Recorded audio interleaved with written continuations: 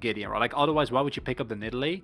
And we've seen situations, I think Peanut comes to mind as well, with the Nidalee, just the sheer power of the pick and early game dueling. But that like, top side play that you so rightly pointed out, basically cost him the dragon now. And he's there again. Couple of times, and then he put the Rift Herald up here. Empty's like, yeah, I only care about the Drake. And that was actually mirrored in their stats. Remember, they have the highest first strike percentage. It's like Aphelios and Orianna, they want to scale. Kai'Sa, Azir, and Gangplank, they want to scale. And oh no, it looks like we might have some action here. Oh no! Delight is running away as fast as he can. And the teleport comes in, and Dove gets stunned, and that's not the ultimate you were looking for. The flash over the wall there from Umti was very ill-advised, and they will pick up that first blood, and they will not break any records here. The KT pick up the 1 kill, while Henna was getting free farm in the bottom. Gideon is doing here. And go try and like find a tempo play. You can definitely get a topside turret here. Because even if Doran would teleport there, but not sure if it'll make the players go for kills here. Okay. Getting something. Here we go. You see Jonas Strong, he's zoomed in like huge. He wants the action too. As the boomerang comes in, Umti is, oh, he almost died there. In goes Hoya. He's not forever alone this time as Bro insists on going in 1 by 1. We're gonna have a trade of top laner for support. And Bro just really wanted to try to force that fight, but it was not the best look. It definitely was not, and I feel like if you commit to either of those two plays, it works out. Like, either Hoya needs to not go in, and then you peel back, right, and you might try and play for Drake. Are they going to trade Baron? That's not the play. KT. I don't think that's worth it. I'm not loving this, Valdez. Umti is like, yes, please. Okay. I guess we lose the team fight, but we get the soul. We've seen this time and time again, and unless you can get like a backbreaking advantage, which is really possible. And we're now getting to the point like this Baron power play actually does get a lot of gold into the pockets of KT, and the champions do skill really well. So unless Bro can find like this big engage, the light jumping in, we've seen the Rel do it, especially with flash up, that is a possibility. Followed up by an ultimate from Lava. It's definitely possible, but a lot of damage coming through there. Yeah, Doran rather, he's gonna have to try to run away from this one. Looks like he's totally fine. He's just gonna... What? Hoya just doesn't exist. He is stacking armor, but it does not matter. He just got crit 3 times to the face on top of that cannon barrage. And Doran sits him down. As, okay, we're gonna have the engage. This is the power of the Rel and the Orianna. They get that fantastic wombo combo coming through here. And with an Aphelios behind it, this game immediately turns on its head. Umti will go down, but that is a triple kill now for Henna on this Aphelios. And it's, you're not ready for that. It's, KT. What is happening? They were... It's super straightforward. Doesn't really explain what was going on there, especially with the rest of the team not being in. The biggest thing that they gain is map control. A lot of good vision in the river. Some of it hasn't been cleared out, though, from Bro. Like, they need to get rid of that one ward, as here we go. There's the engage. They find Lava, and he's finally going to be taken down there on the cannon barrage. But here comes the wombo combo. Delight runs in, and, well, he just disappeared. Didn't quite see how he got shredded so fast. And that means that KT are just going to go ahead and take this big objective as Bro say, well, let's run at the Baron. I mean, I don't think they have the right weapons for this. If you have Crescendo, then maybe you get away with that. Oh yeah, gonna play Doorman here, but there's not enough time, right? Like, even with the optimal weapons, I don't think you get through that. And it's just, there's not a lot of action in this game, Valdez, but what we're seeing is of questionable nature. Yeah, that's the nice way to put it, for sure. This is a weird spot where it's like, okay, it's still in a spot where if you just mess up your engage, maybe you just get shred by 200 years himself, but... Oh yeah. Still, the combo is quite strong, and Bro will respect that, and give away at least one inhibitor for now. So you see as well, right? Like, it's not the fact that it's easy to clear cannon waves, because Lava actually has a hard time doing it. It's just that Henna is very big at this point in time. Zeus just like, he almost died. I don't know about that Moonlight Vigil though, that was a little bit unfortunate, as it will sail wide, not going to land onto anyone. And they're just going to go ahead and back away off. Set up for you. All right, well, oh, okay. Thinking about engaging, but then he runs away with his tail between his legs, or flashes away, rather. Oh, that was so funny. That was just running. He's really fast, you know, he's got that going for him.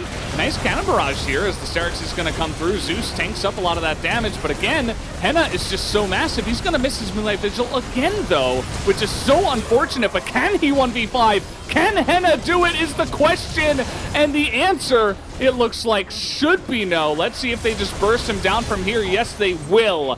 Thankfully for KT, because he was looking real scary. KT will be able to pick up this game at long last, as they will push in with 36 minutes in the game. And at the beginning of the fight, it looks pretty good for Fredit BRION, right? Like, they're in a good position. They're between the enemy team and the Elder Dragon. But then a couple of key mis-executions in that final team fight. Hoyen being able to get over the wall and effectively 1v1 in Doran, who, even though he was low, is a 5 crit item gangplank that you're never going to win. I love this from KT. It's looking super good. And I think Fredit BRION are going to have a really rough time here. I would have to agree. Oh. Well, this is kind of interesting. Lava's going to get caught out, and he doesn't want to flash, as you can see. He won't have to. Dove is going to get flashed on, and now he knows he's dead, and he's not even going to flash. As now, looking for that kill onto Gideon, it won't actually come through. Play here, but they might risk it. Oh. Okay. It's full man. Never mind. No teleports available here. Yeah, they're going to get that engaged now onto Henna, who looks pretty desperate here. That should be a pretty free kill given over to Hybrid, of all people. So that's Xayah getting a nice little win, and Delight is just as hopeless as his AD carry was, as Gideon hits level 6. And once again, 4v1 this time around. Not the most fun having there. Of course, you know, away from those chains, as the AP Gragas at this point in time not having too fun of a time.